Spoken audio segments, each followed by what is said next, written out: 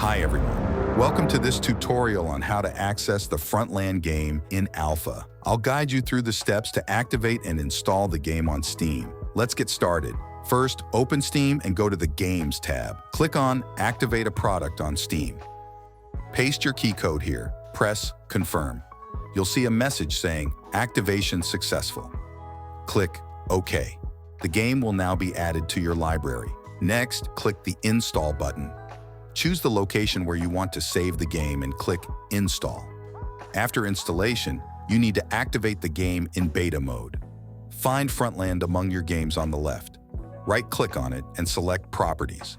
In the Properties menu, click on Betas. In the drop-down menu, change it from None to Staging, Frontland Staging Branch. In the Private Beta section, enter the beta access code Challenge 0317 Stage. Click Check Code and it should say, Success, Beta Unlocked. Great job! Now you can hit that play button and start your challenge. Are you ready?